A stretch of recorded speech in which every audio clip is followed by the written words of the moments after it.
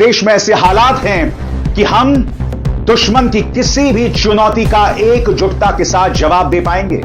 क्या इस मुश्किल लम्हे में आप और हम सब बगैर लाग लपेट के अपनी सरकार के साथ खड़े हैं? आखिर वो कौन लोग हैं जो सरकार के साथ नहीं और अपनी राजनीतिक रोटियां सेक रहे हैं? आखिर वो कौन लोग हैं जो देश के अमन चैन को बर्बाद कर रहे हैं, इस मौके पर भी हिंदू मुस्लिम कर रहे हैं? उस सब की चर्चा करेंगे दोस्तों। मगर सबसे पहले, जैसे कि आप जानते हैं, आज राहुल गांधी ने हिमांशी नरवाल से मुलाकात की। हिमांशी नरवाल जो कि लेफ्टिनेंट विनय नरवाल की पत्नी हैं, जिनकी मौत पहलगाम के आतंकवादी हमले में हो गई थी। हिमांशी नरवाल का सिर्फ इतना गुनाह था कि अपने पति की मौत के बाद भी वो शांति की अपील कर रही थी और ये कह रही थी कि मुसलमानों और कश्मीरियों को परेशान ना किया जाए। और उसके बाद भारतीय जनता पार्टी के आईटी सेल ने हिमांशी पर इस कदर प्रहार किया कि उन्होंने अश्लीलता की तमाम हदों को पार कर दिया। राहुल गांधी उनसे सिर्फ इसलिए नहीं मिले हैं क्योंकि वो एक शहीद की विधवाएं नहीं। आज हिमांशी के साथ खड़ा होना इसलिए भी जरूरी है क्योंकि हिमांशी सही मायने में एक देशभक्त हैं। क्योंकि इस मौके पर देशभक्त कौन है दोस्तों? देशभक्त वो है जो इस वक्त देश को सही रास्ते पर लाने की कोशिश कर रहा है, जो आपको और हमें आपस में नहीं भिड़ा रहा है। मैं फिर आपसे पूछना चाहता हूं, हिमांशी ने क्या कहा था कि हम आपस में ना लड़ें, बेवजह मुसलमानों और कश्मीरियों पर निशाना ना साधा जाए। यानी कि हिमांशी वो लड़की है जिस पर हमें गर्व होना चाहिए। हिमांशी वो लड़की है जो आपको और हमसे कह रही है कि इस मुश्किल लम्हे में हम सबको फोकस्ड होकर देश के दुश्मनों का जवाब देना है। और देश का दुश्मन देश के अंदर नहीं है। हम बेवजह काल्पनिक दुश्मन बना रहे हैं देश के अंदर और अपने लिए हालात खराब कर रहे हैं।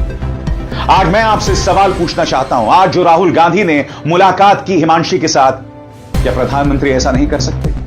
प्रधानमंत्री नरेंद्र मोदी सऊदी अरब की अपनी यात्रा बीच में छोड़कर आ गए थे। प्रधानमंत्री, मैं बार बार कहता रहा हूं कि आप जो भी करेंगे मैं आपके साथ हूं, देश का हर शख्स आपके साथ है।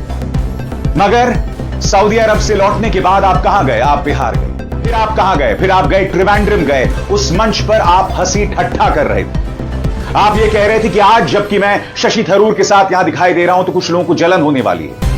फिर आप एक मंच पर दिखाई दिए जहां आपके साथ आंध्र प्रदेश के मुख्यमंत्री और डिप्टी चीफ मिनिस्टर थे, वहां पर भी आप हंस रहे थे। बिहार की रैली में भी, चुनावी रैली में भी आप नीतीश कुमार के साथ मुस्कुरा रहे थे। मैं नहीं जानता हूं कि इस वक्त आपके चेहरे पर मुस्कान आ कैसे रही है। इस मौके पर भी आप विपक्ष को ही लताड़ लगा रहे थे।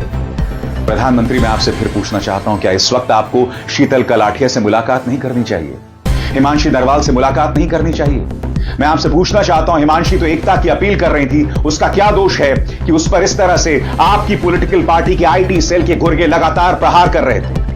मगर मैं आपसे पूछना चाहता हूं, आप व्यस्त होंगे, आप बिजी होंगे, मगर जिस हिमांशी पर प्रहार किया गया, नेशनल कमीशन फॉर वुमेन के अलावा भाजपा के किस नेता ने उस मुद्दे पर बयान दिया? बताइए। एक भी नेता, सभी खामोश रहे। भारतीय जनता पार्टी की तमाम महिला नेत्रियां, चाहे बांसुरी स्वराज हो, स्मृति ईरानी हो, निर्मला सीतारमण हो, सब खामोश हैं। और हम देख रहे हैं कि किस तरह से हिमांशी की तौहीन की जा रही है। इसलिए आज राहुल गांधी उनसे जाकर मिले हैं।